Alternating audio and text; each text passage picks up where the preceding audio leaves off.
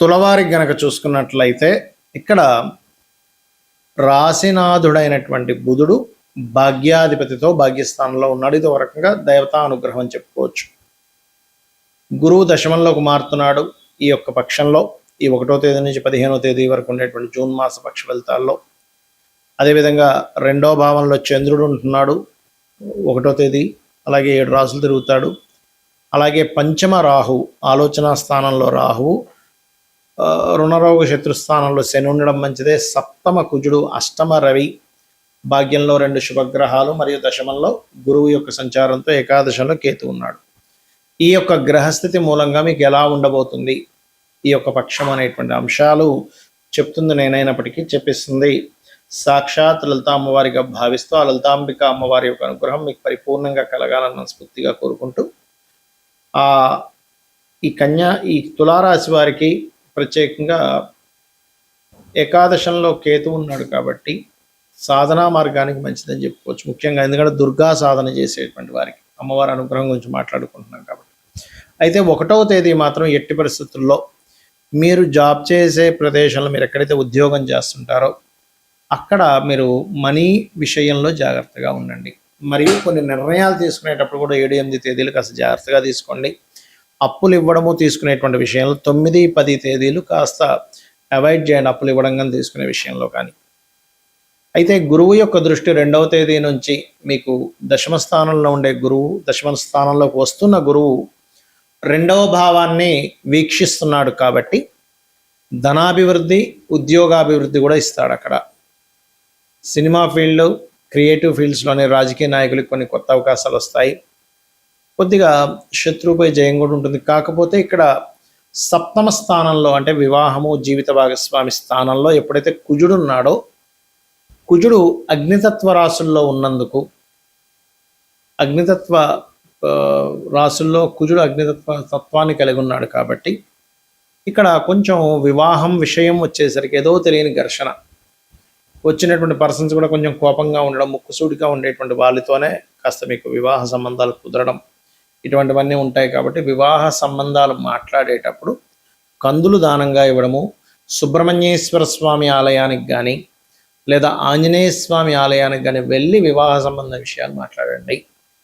అలాగే కాస్త జీవిత భాగస్వామి ఆల్రెడీ వివాహమైనటువంటి వారు జీవిత భాగస్వామిని కాస్త వాహనం మీద వెళ్ళేటప్పుడు అతివేగం మంచిది కాదు అని చెప్పి వాళ్ళకి కొంచెం మెల్లగా వెళ్ళమని చెప్పండి. అదేవిధంగా కాస్త బ్యాంక్స్ నుంచి వచ్చేటువంటి సపోర్ట్ అయితే వస్తుంది.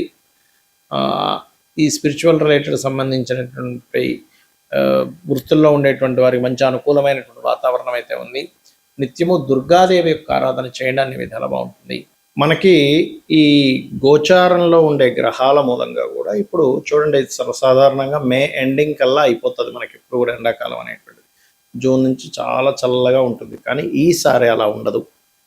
ఆల్మోస్ట్ మే 23 తేదీ వరకు కూడా కుజుడు మేషంలో ఉన్నంత కాలము కూడా వేడి అనేటువంటిది ఎక్కువగా ఉంటుంది. గుర్తుపెట్టుకోండి, ఎండ తీవ్రత ఎక్కువగా ఉంటుంది.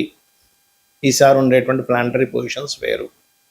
అలాగే కయ్యానికి కాలు దూతున్నట్టుగా ప్రతి దేశం కూడా ఏదో ఒక కారణం చదవండి. లాస్ట్ ఆల్రెడీ 2-3 నెలల నుంచి చెప్తూనే వస్తున్నాం, ఈ కుజుడు మారినా కూడా ఈ ఫలితం ఉంటుంది అని. ఆ రకంగా మరియు ఎప్పుడూ చూడనంత వర్షం, ఎప్పుడూ చూడనంత వాటర్ రిలేటెడ్ ఇబ్బందులు, అంటే చూడండి ఒకేసారి పెద్ద పెద్ద ఉప్పెనలా వస్తూ ఉంటాయి, అటువంటివి రానున్నాయి. కాబట్టి నీటికి సంబంధించిన అంటే నీటి ప్రదేశాలకు దగ్గరలో అంటే సముద్రాల దగ్గర, నదుల దగ్గర, మరియు మనకి చూడండి ఒక్కొక్కసారి లాస్ట్ టైం కూడా మన విజయవాడలో వచ్చింది చూసారా, ఆ ప్రవాహం కాస్త వర్షం ఎక్కువ రావడం వల్ల అటువంటి వాటి దగ్గర నివాసం ఉండేటువంటి వారు కాస్త జాగ్రత్తగా ఉండండి.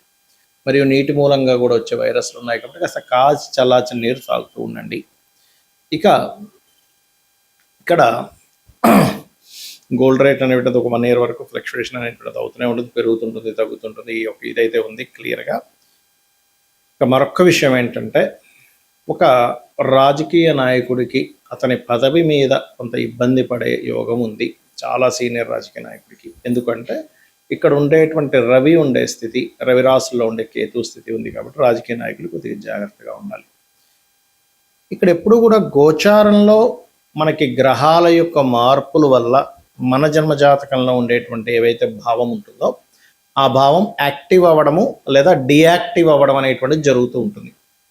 అయితే ఎప్పుడు కూడా గోచార ఫలితం ఒక 10-15% అనుకుంటే మీ పర్సనల్ చార్ట్, ఎందుకంటే మీరు పూర్వజన్మల్లో ఎటువంటి మంచి కర్మలు చేశారో తద్వారా జననం, ఎటువంటి మనకు తెలుసో తెలియక కొన్ని అజ్ఞానంలో కొన్ని కర్మలు చేస్తుంటాం, తద్వారా కొన్ని ఇబ్బందులు పడుతూ ఉంటాం.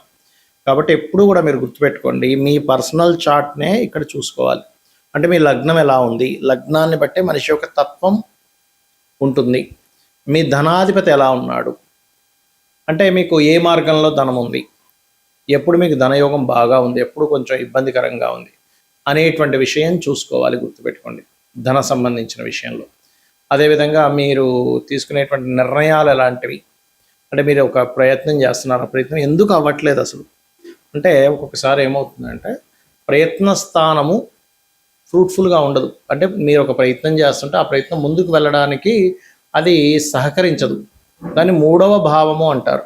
ధైర్యము, సాహసము, దారిద్రము, పరాక్రమం ఇవన్నీ 3వ భావంలో ఉంటాయి. మీ 3వ అధిపతి ఏ గ్రహానికి వచ్చింది, ఆ గ్రహానికి సంబంధించిన దీపారాధన మరియు ఆ గ్రహ అధిష్టాన దేవతని కనుక ఆరాధించినట్లయితే అప్పుడు మీరు ఏదైతే ప్రయత్నం చేస్తుంటారో ఆ ప్రయత్నం సఫలీకృతం అవుతుంది.